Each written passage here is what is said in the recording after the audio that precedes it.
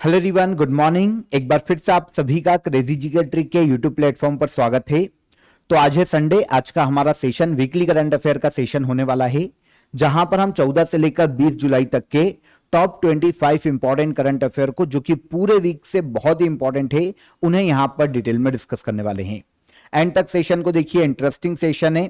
एक एक क्वेश्चन बहुत ही इंपॉर्टेंट है। आने वाली एग्जाम में आपको यहां से क्वेश्चन देखने को मिल सकते हैं, इसलिए एंड तक सेशन में बने रहिए। शुरू करते हैं आज के वीकली करंट अफेयर का पहला क्वेश्चन। देखिए, हाल ही में भारत के किस स्थल को यूनेस्को की विश्व धरोहर सूची में जोड़ा गया है? तो यूनेस्को की वर्ल्ड हेरिटेज साइट में जगह दी गई है मराठाओं के किलों को। मराठा मिलिट्री लैंडस्केप, जो कि 12 किले हैं मराठाओं के, इनमें से अधिकतर महाराष्ट्र में है, एक किला तमिलनाडु में देखने को मिलता है। इन सभी को यूनेस्को की वर्ल्ड हेरिटेज साइट की लिस्ट में शामिल किया गया और इस तरीके से भारत में यह 44th वर्ल्ड हेरिटेज साइट है यूनेस्को की, 44वीं वर्ल्ड हेरिटेज साइट। ओके, तो जुलाई 2025 में यूनेस्को ने 12 मराठा फोर्ट्स को यूनेस्को वर्ल्ड हेरिटेज लिस्ट में जगह दी है। देखिए, जो किले हैं महाराष्ट्र में सलहर किला देखने को मिलता है, शिवनेरी, लोहगढ़, खांडेरी, रायगढ़, राजगढ़, प्रतापगढ़, सुवर्णदुर्ग, पन्हाला, विजयदुर्ग और सिंधु दुर्ग, ये फोर्ट हमको देखने को मिलते हैं महाराष्ट्र में। एक जो फोर्ट देखने को मिलता है तमिलनाडु में, इसका नाम है जिंजी फोर्ट। तो ये 12 किले हैं, इनको संयुक्त रूप से कहा जाता है मराठा मिलिट्री लैंडस्केप। तो ये भारत का 44th UNESCO world heritage site हाल ही में घोषित की गई है। ओके, देखिए, इंडिया में वर्तमान में 36 कल्चरल साइट है यूनेस्को की, 7 नेचुरल साइट है यूनेस्को की और एक मिक्स कैटेगरी की, मतलब जिसे कल्चरल और नेचुरल दोनों में गिना जाता है। तो कितनी हो गई? 44। अच्छा, लास्ट जो 43 यूनेस्को वर्ल्ड हेरिटेज साइट थी इंडिया की, वो थी चराईदेव मोईदाम, जो कि मैदान है असम के। हिस्टोरिकल बैकग्राउंड देखने को मिलता है इनका। ये यूनेस्को की 43वीं वर्ल्ड हेरिटेज साइट बनी थी और अब 44th वर्ल्ड हेरिटेज साइट बनी है मराठाओं के किले। इंटरेस्टिंग क्वेश्चन है, इंपॉर्टेंट है, याद रखिएगा। पेन पिंटर अवार्ड 2025 से किसे सम्मानित किया गया? 2025 के पेन पिंटर अवार्ड से सम्मानित किया गया लीला अबोलेला को। आंसर हो जाएगा आंसर टी। पेन पिंटर अवार्ड 2025, यह है लीला अबोलेला। इनकी बात करें तो यह सूडान की एक राइटर है, जो कि वर्तमान में स्कॉटलैंड में रहती है। तो यह सूडानिश स्कॉटिश राइटर है। अच्छा, पहले पेन पिंटर अवार्ड को समझो कि यह दिया किसे जाता है। ऐसा कोई भी राइटर जो कि ब्रिटेन में रह रहा हो, वो किसी भी देश का हो, लेकिन ब्रिटेन में किसी देश में रह रहा हो और इंग्लिश में उन्होंने अपने उपन्यास या कोई भी रचना, बुक लिखी हो, तो ऐसे किसी राइटर को दिया जा सकता है पेन पिंटर अवार्ड। तो ये है तो सूडान की, लेकिन वर्तमान में स्कॉटलैंड में रह रही है। तो सूडानिश स्कॉटिश राइटर है लीला अबोलेला, जिनको हाल ही में पेन पिंटर अवार्ड दिया गया 2025 का। वैसे अभी केवल अनाउंस किया गया है, अक्टूबर 2025 में इन्हें यह अवार्ड प्रदान किया जाएगा। पेन पिंटर अवार्ड एक नोबेल प्राइज विनर है लिटरेचर के, हैरोल्ड पिंटर, इनके सम्मान में दिया जाता है। ब्रिटेन में दिया जाता है। इंग्लिश के किसी लेखक को दिया जाता है जिनकी बुक इंग्लिश लैंग्वेज में हो और उनकी कृतियों ने समाज पर अपना इफेक्ट डाला हो, और ऐसा राइटर वर्तमान में ब्रिटेन में रह रहा हो। इस पेन पिंटर पुरस्कार की शुरुआत 2009 में की गई। इंग्लिश पेन फाउंडेशन यह अवार्ड देता है। 2024 में भारत की अरुंधति रॉय को यह अवार्ड दिया गया था, पेन पिंटर अवार्ड। भारत के 87वें शतरंज ग्रैंड मास्टर कौन बने हैं? इंडिया के 87वें शतरंज ग्रैंड मास्टर बने हैं हरिकृष्णन ए। अच्छा, ये आते हैं तमिलनाडु के चेन्नई से, हरिकृष्णन ए। भारत के 87वें शतरंज ग्रैंड मास्टर इनको घोषित किया गया। इनके पहले भारत के 86वें शतरंज grand master Shri Hari LR थे, ये भी तमिलनाडु से आते हैं। और 85वें शतरंज grand master P Shyam Nikhilam थे, वो भी तमिलनाडु के। तो लास्ट के 3 इंपॉर्टेंट है, याद रखना। पी श्याम निखिलम 85th शतरंज grand master, Shri Hari LR 86th शतरंज ग्रैंड मास्टर, और अब 87th ग्रैंड मास्टर बने हैं कौन? हरिकृष्णन ए, तमिलनाडु के चेन्नई के रहने वाले हैं, 23 साल के शतरंज खिलाड़ी। हाल ही में स्वीकृत अरुणाचल फ्रंटियर हाईवे किस टाइगर रिजर्व से होकर गुजरेगा? तो हाल ही में एक हाईवे को मंजूरी दी गई है, नेशनल हाईवे है अरुणाचल फ्रंटियर हाईवे। अरुणाचल प्रदेश में जो चीन के सीमावर्ती क्षेत्र है ना, 20 किलोमीटर अंदर, जो इंडिया का बाउंड्री से जो चाइना का एरिया शेयर होता है अरुणाचल प्रदेश का, वहां पर 20 किलोमीटर हमारी बाउंड्री के अंदर अरुणाचल फ्रंटियर हाईवे को हाल ही में मंजूरी दी है केंद्र सरकार ने। यह जो हाईवे है नामदफा टाइगर रिजर्व से होकर गुजरेगा। काफी कंट्रोवर्शियल है यह हाईवे, क्योंकि नामदफा टाइगर रिजर्व जो कि अरुणाचल प्रदेश में है, उसके 310 हेक्टेयर जंगल को हटाना पड़ेगा, काटना पड़ेगा इस नेशनल हाईवे को बनाने के लिए, इस प्रोजेक्ट को बनाने के लिए। तो ये काफी कंट्रोवर्सी में है। National board for wild life ने अरुणाचल फ्रंटियर हाईवे के निर्माण को मंजूरी दे दी है। केंद्र सरकार का प्रोजेक्ट है नेशनल हाईवे का। यह अरुणाचल प्रदेश के नामदफा टाइगर रिजर्व से होकर गुजरेगा। Project line of actual control है एलएसी, जो चाइना के साथ हमारी बॉर्डर है अरुणाचल प्रदेश में, उससे 20 किलोमीटर ही दूरी पर है बस। तो स्ट्रेटेजिकल अगर हम दृष्टि से देखें तो इंडिया के लिए बहुत ही इंपॉर्टेंट हो जाती है। Ministry of road transport and highways के द्वारा इसे बनाया जा रहा है।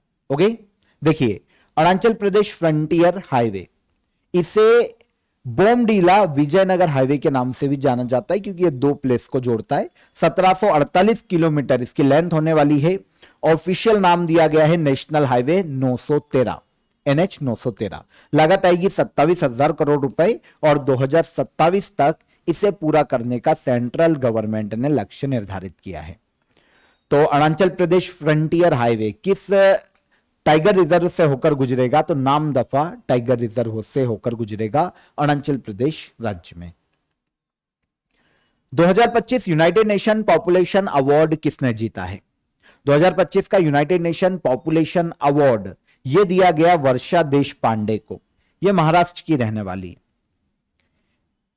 देखिए, दो कैटेगरी में यह अवार्ड दिया जाता है यूनाइटेड नेशन के द्वारा। जो वर्ल्ड पॉपुलेशन डे मनाया जाता है ना 11 जुलाई को, इस दिन नॉर्मली यह अवार्ड अनाउंस किया जाता है। दो कैटेगरी में, एक होती है इंडिविजुअल कैटेगरी, किसी व्यक्ति को दिया जाता है, और एक होती है इंस्टीट्यूशनल कैटेगरी। अब इंडिविजुअल कैटेगरी में इंडिया की महाराष्ट्र की रहने वाली वर्षा देश पांडे को यूनाइटेड नेशन पॉपुलेशन अवार्ड से सम्मानित किया गया। और इंस्टीट्यूशनल कैटेगरी में international union for the scientific study of population, इसे यह अवार्ड दिया गया है। अवार्ड दिया जाता है किसी भी ऐसे व्यक्ति को या इंस्टीट्यूशन को जिसने पॉपुलेशन के लिए काम किया हो, पॉपुलेशन कंट्रोल के लिए काम किया हो, जेंडर इक्विलिटी के क्षेत्र में कोई काम किया हो, तो ऐसे व्यक्ति को दिया जा सकता है। अगर हम वर्षा देश पांडे की बात करें तो इन्होंने लिंग आधारित जो गर्भपात है उसको रोकने के लिए और जेंडर इक्विलिटी को बढ़ाने के लिए काफी प्रयास किए, काफी काम किया। इसीलिए यूनाइटेड नेशन पॉपुलेशन अवार्ड दिया गया वर्षा देश पांडे। यह आती है महाराष्ट्र से। Award United nation population fund के द्वारा दिया जाता है। 1981 में शुरुआत की गई थी। इंडिया में पहली बार यह 1983 में इंदिरा गांधी को दिया गया था। ओके, देखिए यहां पर करंट अफेयर में आपको कवर करा रहा हूं। ऑफर ऑफ द डे मैं आपको बता देता हूं। आप सभी के लिए इंडियन कॉन्स्टिट्यूशन की रिकॉर्डेड बैच यहां पर अवेलेबल है।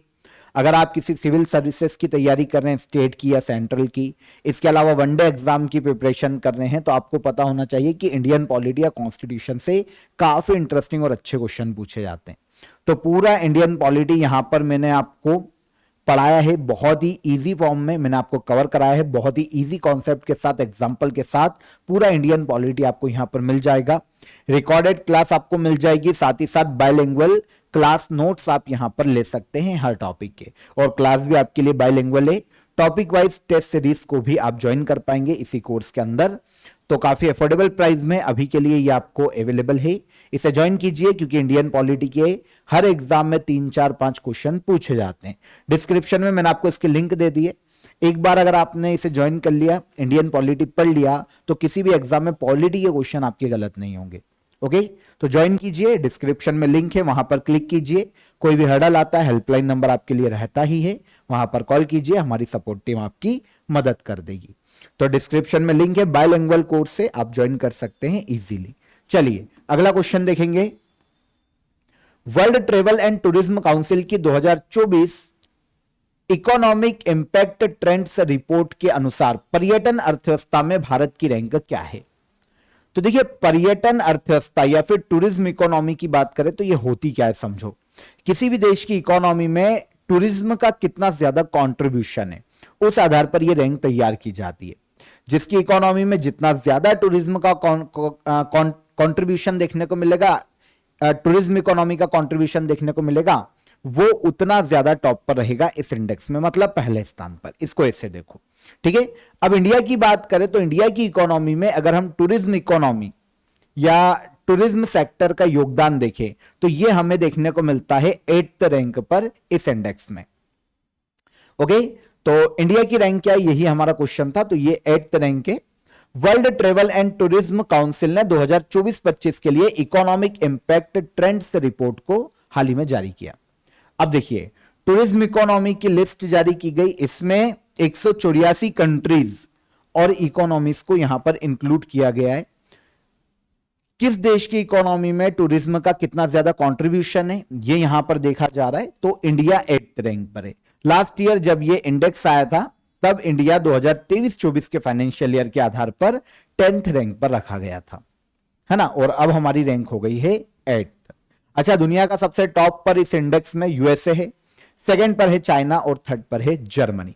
इंडिया की रैंक है 8वीं।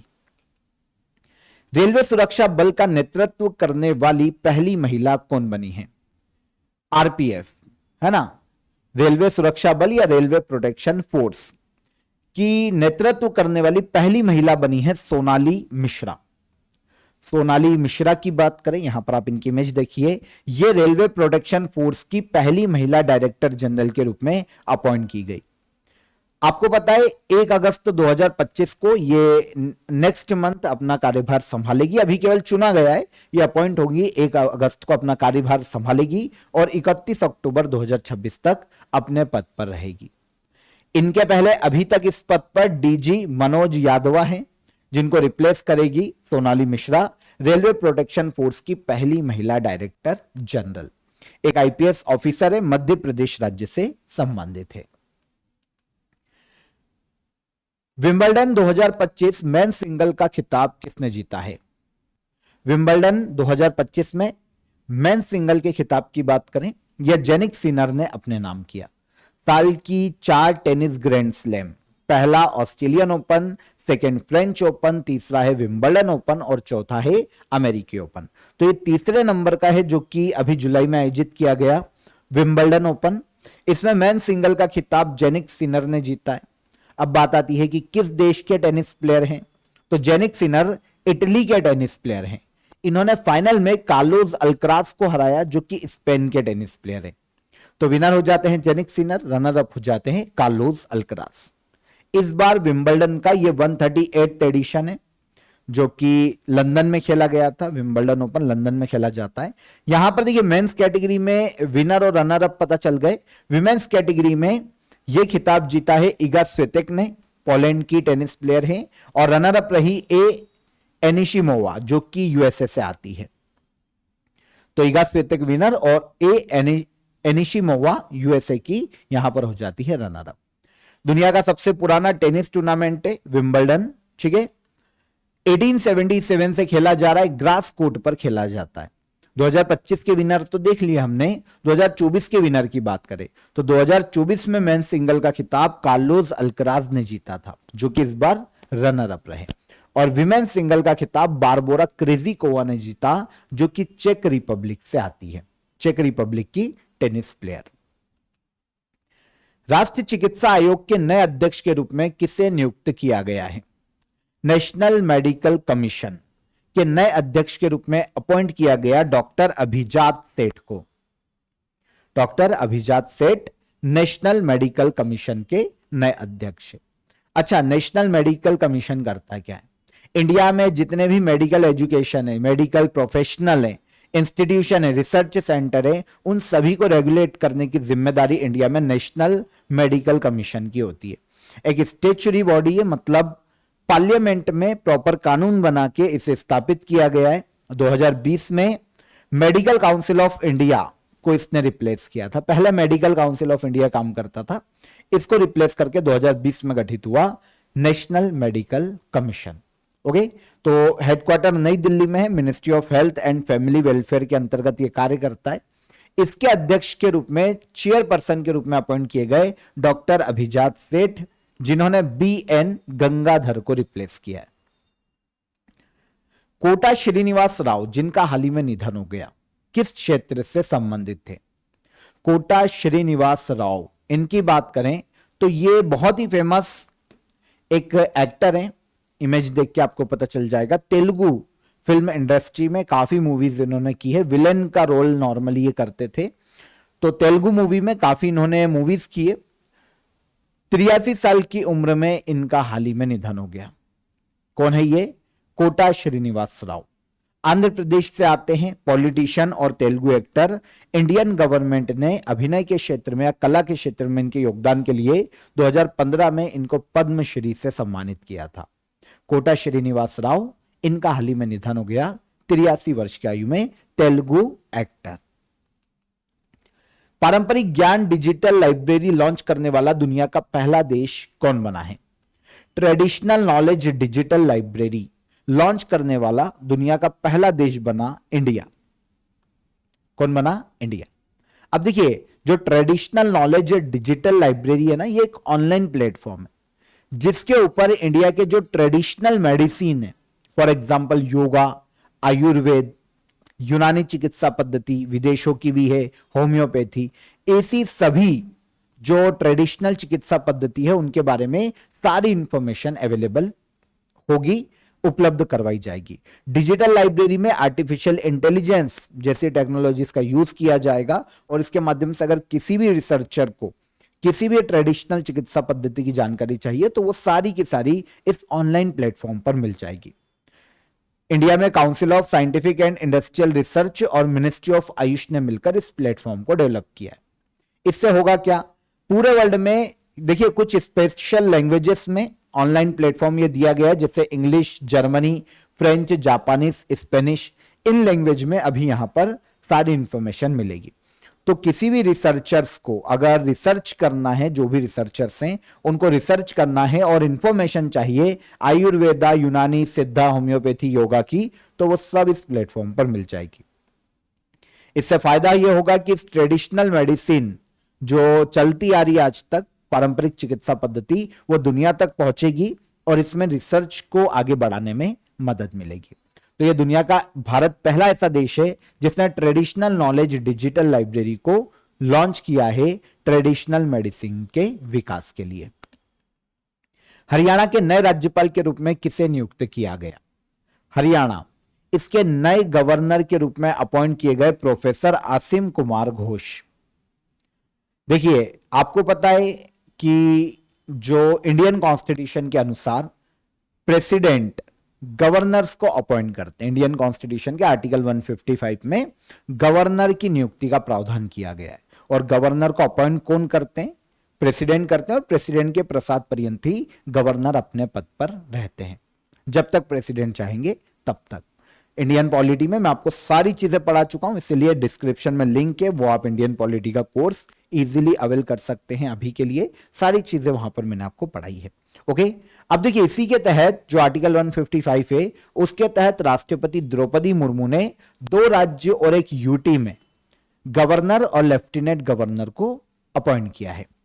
जो यूनियन टेरिटरी है उसमें या तो लेफ्टिनेंट गवर्नर होते हैं या फिर एडमिनिस्ट्रेटर होता है, जो कि डायरेक्ट राष्ट्रपति के अंडर में काम करते हैं। तो लद्दाख में कविंदर गुप्ता, इन्हें एलजी अपॉइंट किया गया है। इनके पहले ब्रिगेडियर बीडी मिश्रा ये एलजी के पद पर थे, अब इनको रिप्लेस किया है कविंदर गुप्ता ने।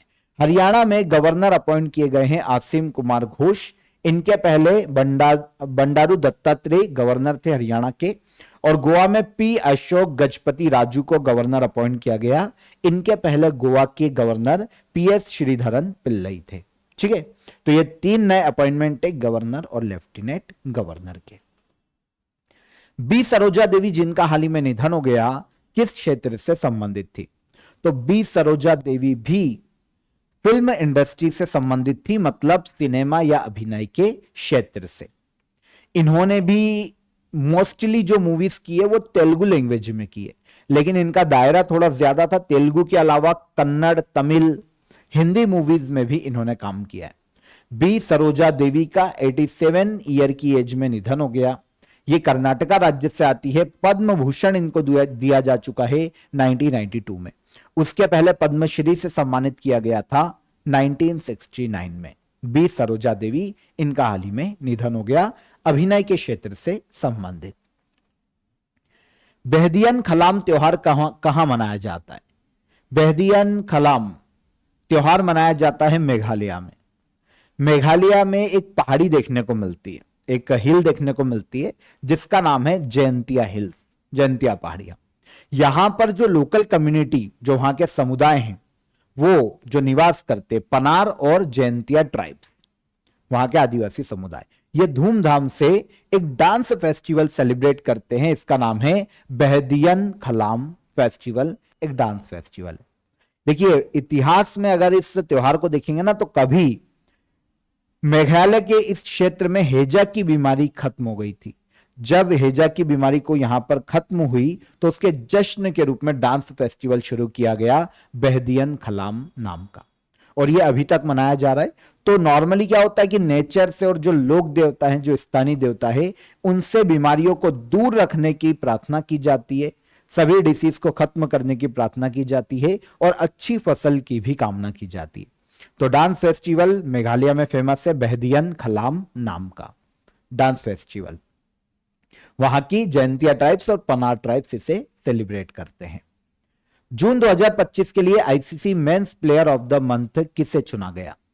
जून 2025 के लिए 2000 जुलाई में एक रैंक आई है ICC men's player of the month की, और ये जून 2025 के लिए चुने गए हैं एडन मार्कराम। Answer D. आपको पता है लास्ट मंथ जून मंथ में जो टेस्ट चैंपियनशिप आयोजित हुई थी, वर्ल्ड टेस्ट चैंपियनशिप, उसका खिताब साउथ अफ्रीका ने जीता था फाइनल में ऑस्ट्रेलिया को हराकर। अब साउथ अफ्रीका की टीम जो विनर रही थी ना, उसके फाइनल में एडन मार्कराम ये मैन ऑफ द मैच रहे थे फाइनल में। तो अच्छा खेला था इन्होंने। अब इन्हें आईसीसी के द्वारा player of the month announce किया गया है, men's player of the month June month के लिए। वहीं पर हम women's player of the month की बात करें तो ये हेले मैथ्यूज है, वेस्ट इंडीज की कैप्टन। देखिए, जून के पहले मई मंथ के लिए जो men's player of the month थे वो मोहम्मद वसीम थे, यूएई के कैप्टन, और women's player of the month Chloe Trion थी, जो कि साउथ अफ्रीका की खिलाड़ी है ना। तो ये 2 मंथ के हो गए हैं। वैसे अभी लेटेस्ट जो है वो याद रखिए, काम हो जाएगा, एडन मार्कराम और हेले मैथ्यूज। भारत का दूसरा सबसे लंबा केबल स्टे ब्रिज किस राज्य में बनाया गया है? इंडिया का दूसरा सबसे लंबा केबल स्टे ब्रिज बनाया गया है भारत के कर्नाटका राज्य में। कर्नाटक में एक नदी बहती है, शरावती नदी। इसी पर इंडिया का दूसरा सबसे लंबा केबल स्टे ब्रिज का इनॉग्रेशन किया है केंद्रीय मंत्री नितिन गडकरी ने। यह वर्तमान में सड़क परिवहन मंत्री है। इस ब्रिज को नाम दिया गया है सिगांदुर ब्रिज, क्योंकि शरावती नदी पर है तो सिगांदुर ब्रिज को ही शरावती ब्रिज के नाम से जाना जाता है। और क्योंकि ये 2 प्लेस को जोड़ता है, एक हैगा अम्ब्रा गोडलू और एक है कलासावल्ली, इसलिए इसे अंबारा गोडलू और करासावल्ली ब्रिज के नाम से भी जाना जाता है। तो 3 नाम है, लेकिन ऑफिशियल नाम है इसका सिगांदुर ब्रिज। कर्नाटका में लेंथ है 2.44 किलोमीटर और इसकी टोटल कॉस्ट आई है 472 करोड़ रुपए। इंडिया का दूसरा सबसे बड़ा केबल स्टेड ब्रिज, पहला गुजरात में है Sudarshan Setu. QS best student cities ranking 2026 के अनुसार छात्रों के लिए दुनिया का सबसे अच्छा शहर कौन सा है? तो ये जो रैंकिंग है ना, इसमें यह देखा जाता है कि फॉरेन स्टूडेंट जब किसी देश में पढ़ने जाते हैं तो जिस भी शहर में वो रहते हैं, वो शहर उन स्टूडेंट के लिए कितना ज्यादा अनुकूल है, कितना सस्ता है, जिस यूनिवर्सिटी में वो पढ़ रहे हैं वो यूनिवर्सिटी कितना क्वालिटी एजुकेशन दे पा रही है, उसके बाद जॉब्स के कितने ज्यादा उनके पास अपॉर्चुनिटीज बनती है स्टूडेंट के पास। इन सभी डायमेंशंस के आधार पर QS best student cities ranking को निकाला जाता है। 2026 की रैंकिंग आई है 2025 में, ठीक है, अभी आई है, ये 2026 की रैंकिंग है। तो इसमें पहले नंबर पर जो शहर रखा गया है स्टूडेंट के लिए सबसे अच्छा शहर वर्ल्ड का, वो है सियोल। ये साउथ कोरिया का शहर है सियोल। क्यूएस का फुल फॉर्म है क्वाकरेली साइमन, है ना, ब्रिटेन की एक रिसर्च इंस्टीट्यूशन है। इसकी रिपोर्ट है बेस्ट स्टूडेंट सिटीज रैंकिंग 2026। अलग अलग सिटीज को अलग अलग फैक्टर्स के आधार पर ये रैंक करता है। इस रैंकिंग में भारत के 4 शहरों ने टॉप 150 में जगह बनाई है। सबसे टॉप पर इंडिया का जो शहर है वो मुंबई है, हालांकि इस लिस्ट में ये 98 रैंक पर है।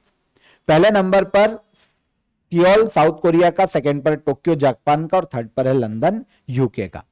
इंडिया की सिटीज की रैंक में मुंबई सबसे टॉप पर है, हालांकि ये 98 रैंक पर है इंडिया से। फिर दिल्ली 104 रैंक, बेंगलुरु 108 और चेन्नई आती है 128वीं रैंक पर। प्रधानमंत्री धन धान्य कृषि योजना, जिसे हाल ही में अप्रूव किया गया है, इसके लिए 2025-26 के लिए वार्षिक बजट कितना रखा गया है? भारत की फाइनेंस मिनिस्टर निर्मला सीतारमन ने जो 2025-26 का बजट अनाउंस किया था ना, उसमें इस स्कीम को भी अनाउंस किया था। अब सेंट्रल गवर्नमेंट ने इस स्कीम को अप्रूवल दिया है और 2025-26 के फाइनेंशियल ईयर के लिए 24,000 करोड़ का बजट रखा गया है इस स्कीम के लिए। एग्रीकल्चर प्रोडक्शन को बढ़ावा देना प्रधानमंत्री धन धान्य कृषि योजना का मुख्य उद्देश्य है। जो 11 अलग अलग मिनिस्ट्रीज है, उनकी 36 स्कीम्स को मिलाकर यह योजना बनाई गई है। इसे 2031-32 के फाइनेंशियल ईयर तक 6 साल के लिए लागू किया जाएगा और हर साल का जो बजट होगा वो 24,000 करोड़ रुपए होने वाला है। तो 2025-26 के लिए भी 24,000 करोड़ रुपए केंद्र सरकार ने मंजूर किए हैं। इस स्कीम के तहत पूरे देश में 100 जिलों में से लागू किया जाएगा। हर राज्य में कम से कम एक जिला जरूर होगा जिसे इस स्कीम के तहत चुना जाएगा। इसके तहत 100 जिलों में एग्रीकल्चर प्रोडक्शन को बढ़ावा दिया जाएगा। फार्मर्स को टेक्नोलॉजी, हाई क्वालिटी के सीड्स प्रोवाइड किए जाएंगे, हेल्प प्रोवाइड की जाएगी किसी भी तरह की जो उनको चाहिए, इरिगेशन को बेहतर किया जाएगा। पंचायत ब्लॉक लेवल पर मॉडर्न फूड स्टोरेज और कोल्ड स्टोरेज भी बनाए जाने वाले हैं। तो इस तरीके से एग्रीकल्चर प्रोडक्शन को बढ़ावा देना प्रधानमंत्री धन धान्य कृषि योजना का मुख्य उद्देश्य है।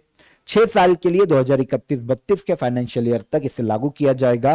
हर फाइनेंशियल ईयर के लिए बजट कितना रखा गया है? 24,000 करोड़ रुपए एग्रीकल्चर प्रोडक्शन को बढ़ाना। आगे आइए, आकाश प्राइम रक्षा प्रणाली किसके द्वारा विकसित की गई है?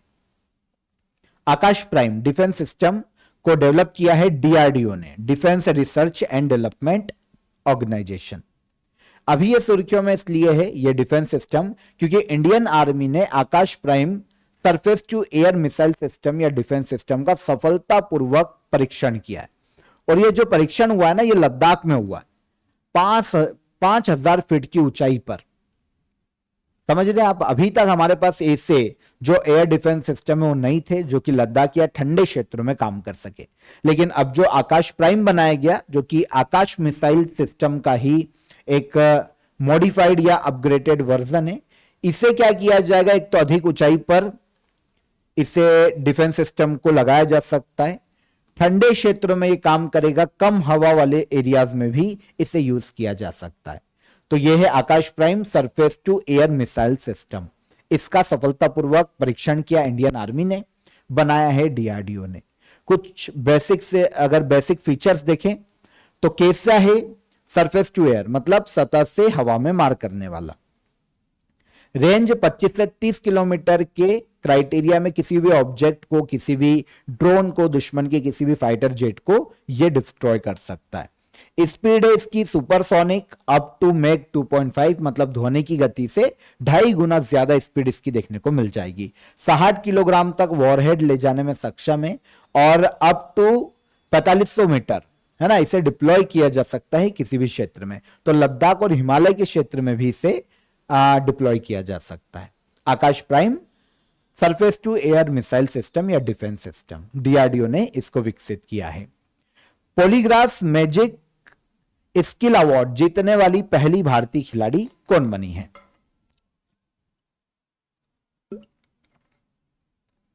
देखिए अवार्ड की बात करें, अवार्ड का नाम क्या है? Polygraph magic skill award. यह जीतने वाली पहली इंडियन प्लेयर बनी है दीपिका सहरावत। किसकी खिलाड़ी है? हॉकी की खिलाड़ी। अब ये जो अवार्ड है ना, ये हॉकी में ही दिया जाता है।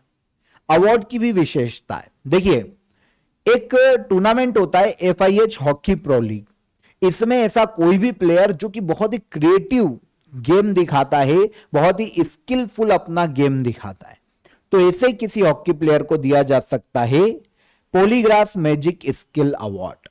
पहली बार किसी इंडियन प्लेयर को दिया गया और यह है हमारी हॉकी खिलाड़ी दीपिका सहरावत। ठीक है, अवार्ड दीपिका को फरवरी में नीदरलैंड के खिलाफ उन्होंने गोल किया था, बहुत ही क्रिएटिव गोल था जो कि इतिहास में बहुत ही कम देखने को मिलता है, तो इसके लिए पॉलीग्राफ मैजिक स्किल अवार्ड दिया गया दीपिका सहरावत को। मेंस कैटेगरी में भी अवार्ड दिया गया है बेल्जियम के विक्टर मैग्नेज नाम के हॉकी खिलाड़ी को। दीपिका सहरावत हिसार हरियाणा की रहने वाली है, इंडियन हॉकी में फॉरवर्ड पोजीशन पर खेलती है। एशियन गेम्स में जो हमारी टीम ब्रॉन्ज लेकर आई थी, महिला हॉकी टीम, उसकी मेंबर थी दीपिका सहरावत। कलिंग रत्न पुरस्कार 2024 से किसे सम्मानित किया गया है? कलिंग रत्न पुरस्कार 2024 के लिए दिया गया, लेकिन यह अभी अनाउंस किया गया है 2025 में, और यह दिया गया हमारे जो एजुकेशन मिनिस्टर हैं सेंट्रल के, धर्मेंद्र प्रधान, इन्हें। अब इस अवार्ड की विशेषता है कि ओडिशा के ही किसी व्यक्ति को दिया जाता है, ओडिशा के किसी भी फेमस व्यक्ति को जिसने नेशनल या इंटरनेशनल लेवल पर किसी भी क्षेत्र में, किसी भी सेक्टर में अपना महत्वपूर्ण योगदान दिया हो, तो यह अवार्ड दिया जा सकता है। अब देखिए अवार्ड इसके पहले 2021 में अनाउंस किया गया था, हर साल अनाउंस नहीं किया जाता। 2021 के लिए दिया गया था इसके पहले, और अब 2024 के लिए दिया गया केंद्रीय एजुकेशन मिनिस्टर धर्मेंद्र प्रधान को। एजुकेशन के सेक्टर में इनका जो योगदान है, इंडियन लैंग्वेज को बढ़ावा देने में धर्मेंद्र प्रधान का जो योगदान है, इसके लिए प्रेसिडेंट द्रौपदी मुर्मू ने इन्हें इस अवार्ड से सम्मानित किया है। कलिंग रत्न अवार्ड यह सरला साहित्य संसद संस्था के द्वारा दिया जाता है, 2007 में इसको शुरू किया गया था। 2025 में धर्मेंद्र प्रधान, और 2021 का जो अवार्ड था वो बिस्वा भूषण हरिचंद्रन को दिया गया था एडमिनिस्ट्रेशन और पब्लिक सेक्टर में सर्विसेज में इनके योगदान के लिए। भारत की पहली जनजाति जीनोम अनुक्रमण परियोजना कहां शुरू की गई? इंडिया की पहली first tribal genome sequencing project को शुरू किया गया है गुजरात राज्य में। First tribal genome sequencing project Gujarat में से शुरू किया गया। इसके तहत किया क्या जाएगा? तो देखिए नाम दिया गया है गुजरात में इस स्कीम को creation of reference genome database for tribal population in Gujarat. तो गुजरात देश का पहला ऐसा राज्य बन गया जिसने अपने यहां पर ट्राइबल जीनोम सीक्वेंसिंग प्रोजेक्ट को लॉन्च किया। इस प्रोजेक्ट के तहत गुजरात में 17 जिलों के 2000 से अधिक आदिवासी आबादी के DNA सैंपल्स को कलेक्ट किया जाएगा, उनको स्टोर किया जाएगा और उस पर की जाएगी रिसर्च। DNA को समझना, गुजरात की जो जनजाति हैं उनके DNA को समझना कि भाई क्या कारण है कि सिकल सेल एनीमिया, थैलेसीमिया, वंशानुगत कैंसर, ऐसी डिसीज ज्यादा देखने को मिलती है गुजरात के क्षेत्र में या इंडिया की जनजातियों में, इंडिया के लोगों में। तो इस बेसिस पर डिसीज को भी बेहतर तरीके से समझा जा सकेगा और DNA के आधार पर नई वैक्सीन या फिर जो दवाइयां हैं वो विकसित की जा सकेगी। DNA को समझ के कि कौन सी चीजों से रोग प्रतिरोधक क्षमता मिल रही है, कितनी है, किस डिसीज पर कैसे हमारे जीन्स काम कर सकते हैं, तो इन सभी के बारे में यहां पर हमें जानने में मदद मिलेगी और इन फ्यूचर हम ट्राइबल्स के लिए अच्छी वैक्सीन डेवलप कर पाएंगे और मेडिसिन डेवलप कर पाएंगे और इंडिया के DNA को समझ पाएंगे। तो यह प्रोजेक्ट शुरू किया है किसने? गुजरात सरकार ने। भारत का पहला राज्य कौन सा है जिसने पशुधन खेती को आधिकारिक रूप से कृषि का दर्जा दिया है? तो लाइव स्टॉक फार्मिंग, इसको ऑफिशियली एग्रीकल्चर का स्टेटस देने वाला राज्य है भारत का महाराष्ट्र राज्य। लाइव स्टॉक फार्मिंग को मैं आपको पहले भी समझा चुका हूं, होता क्या है। तो देखिए लाइव स्टॉक फार्मिंग क्या होता है? पशुधन की खेती, मतलब पशु पालना ह्यूमन नीड को पूरा करने के लिए। जैसे हमको दूध चाहिए तो हम गाय भैंस पालते हैं, है ना, जो भी हमारे ग्रामीण क्षेत्रों में पालते हैं। तो ये क्या है, ये है लाइव स्टॉक फार्मिंग, ठीक है ना। अभी तक क्या था कि इसको एग्रीकल्चर का स्टेटस नहीं था। तो होता यह था कि इसका नुकसान यह है कि एग्रीकल्चर के लिए जितनी भी स्कीम्स आती थी, एग्रीकल्चर किसको माना जाता था, क्रॉप्स के प्रोडक्शन को, क्रॉप्स को उगाना, फसलें लेना एग्रीकल्चर था। तो जितनी भी स्कीम्स आती थी एग्रीकल्चर के लिए, उसका लाभ नहीं मिल पाता था लाइव स्टॉक फार्मिंग को, जिसके कारण लाइव स्टॉक फार्मिंग करने वाले किसान, उनको फायदा नहीं मिलता था, वो छोड़ देते थे काम, विकास नहीं हो पाता था इस सेक्टर का, किसानों को सुसाइड करना पड़ता था। तो अब महाराष्ट्र गवर्नमेंट ने क्या किया है कि भाई लाइव स्टॉक फार्मिंग को एग्रीकल्चर का स्टेटस ही दे दिया, और ऐसा करने वाला महाराष्ट्र देश का पहला राज्य बना है, ठीक है। तो फायदे क्या होने वाले हैं, अब लाइव स्टॉक फार्मर को जो एग्रीकल्चर के लिए स्कीम्स आती है उनका लाभ दिया जा सकेगा, गवर्नमेंट हेल्प करेगी और प्रोत्साहित किया जा सकेगा किसानों को लाइव स्टॉक फार्मिंग करने के लिए। तो मिल्क प्रोडक्शन बढ़ेगा, कर्ड प्रोडक्शन, और जितनी भी चीजें हमको पशुधन से मिलती है उनके प्रोडक्शन को बढ़ाने में भी मदद मिलेगी। और महाराष्ट्र में जो फार्मर सुसाइड है उनके केसेस में भी कमी देखने को मिलेगी। आगे चलिए, संयुक्त राष्ट्र नेल्सन मंडेला पुरस्कार 18 जुलाई 2025 को किसे प्रदान किया गया। 18 जुलाई को इंटरनेशनल नेल्सन मंडेला डे मनाया जाता है। इसी दिन United Nation Nelson Mandela award दिया जाता है। 2025 में ये जो अवार्ड है ब्रेंडा रेनॉल्ड्स और केनेडी ओडेड को दिया गया। इसमें अगर हम ब्रेंडा रेनॉल्ड्स की बात करें तो ये आती है, महिला हैं, ये आती है कनाडा से, और अगर हम केनेडी ओडेड की बात करें तो ये आते हैं केनिया से, ठीक है। और इस अवार्ड की विशेषता है, जो नेल्सन मंडेला अवार्ड की हम बात कर रहे हैं यूनाइटेड नेशन की, इसकी विशेषता है 5 साल में एक बार ही दिया जाता है। तो 5 साल बाद अब दिया गया है 2025 के लिए, पहली बार 2015 में दिया गया। तो अभी तक 3 पेयर को ही मिला है, एक पुरुष और एक महिला को दिया जाता है हर साल, मतलब जब भी अनाउंस किया जाता है। तो तीसरा पेयर है जिनको यह अवार्ड दिया गया, United Nation Nelson Mandela award, Brenda Reynolds और केनेडी ओडेड। ब्रेंडा रेनॉल्ड्स कनाडा की और केनेडी ओडेड देखने को मिलते हैं केनिया के। अवार्ड किस क्षेत्र में दिया जाता है, तो इसे किसी भी व्यक्ति को दिया जा सकता है जिन्होंने ह्यूमन राइट के लिए, सोशल जस्टिस के लिए, ह्यूमैनिटी में योगदान दिया हो, ह्यूमैनिटी के लिए काम किया हो, तो इसे किसी भी व्यक्ति को, महिला या पुरुष को यह अवार्ड दिया जा सकता है। 5 साल में एक बार ही अनाउंस किया जाता है, सही है। तो यह 2025 का अनाउंसमेंट है, ब्रेंडा रेनॉल्ड्स और Kennedy Odede, United Nation Nelson Mandela Prize. हर 5 साल में नेल्सन मंडेला की याद में दिया जाता है। इंटरनेशनल नेल्सन मंडेला डे 18 जुलाई को मनाया जाता है, और अवार्ड की शुरुआत की गई थी 2014 में, पहली बार दिया गया 2015 में, ठीक है। लास्ट क्वेश्चन, यूक्रेन की नई प्रधानमंत्री किसे नियुक्त किया गया है। तो यूक्रेन की नई पीएम के रूप में अपॉइंट किया गया यूलिया स्वेरिडेंको को। यूलिया स्वेरिडेंको यूक्रेन की नई पीएम अपॉइंट की गई। यूक्रेन के प्रेसिडेंट के पद पर वर्तमान में व्लादिमीर जेलेंस्की है। यूक्रेन का रशिया से काफी समय से युद्ध चल रहा है, तो उस बीच क्योंकि पीएम अपॉइंट हुई है यूक्रेन की, तो आपको याद रखना चाहिए। वैसे एक्चुअल पावर यूक्रेन में प्रेसिडेंट के पास होती है, तो व्लादिमीर जेलेंस्की काफी सुर्खियों में रहते हैं। यह है यूक्रेन के प्रेसिडेंट। इन्होंने यूक्रेन का नया पीएम अपॉइंट किया है यूलिया स्विरिडेंको को। इनके पहले यूक्रेन के पीएम के पद पर कौन थे, तो ये थे डेनिस शामहाल। इनको रिप्लेस किया है यूलिया स्विरिडेंको ने। और जो डेनिस है, जो कि रिप्लेस किए गए, ये डेनिस अब डिफेंस मिनिस्ट्री को संभालने वाले, तो डिफेंस मिनिस्टर बना दिया गया डेनिस शामहाल को। और यूलिया स्विरिडेंको की बात करें तो ये प्राइम मिनिस्टर बनने से पहले यूक्रेन की फर्स्ट डिप्टी पीएम के रूप में भी काम कर चुकी है। अब यूक्रेन की 19वीं पीएम के रूप में अपॉइंट की गई। डन। तो यहां पर हमारे 14 से लेकर 20 जुलाई तक के सभी करंट अफेयर हमने डिटेल में डिस्कस किए। एक एक क्वेश्चन, एक एक फैक्ट को बहुत ही इजी वे में समझाए। आई होप सेशन पसंद आया होगा। इसके अलावा ऑफर ऑफ द डे में इंडियन पॉलिटी को आप ज्वाइन कीजिए, डिस्क्रिप्शन में आपके लिए लिंक है। रिकॉर्डेड आपके लिए क्लास है, बाइलिंगुअल क्लास है, आप ज्वाइन कर सकते हैं। और टॉपिक वाइज पीडीएफ भी आपको कोर्सेस में मिल जाएगी। डिस्क्रिप्शन में लिंक पर क्लिक कीजिए, डायरेक्ट अवेल कीजिए। आई होप सेशन पसंद आया होगा। वीडियो पसंद आया हो तो वीडियो को लाइक और शेयर कर दीजिए। चैनल पर पहली बार आए हैं तो चैनल को सब्सक्राइब कर लीजिए। कल फिर मुलाकात करेंगे नेक्स्ट डे के करंट अफेयर में। तब तक ख्याल रखिएगा अपना, खुश रहिए। जय हिंद, जय भारत।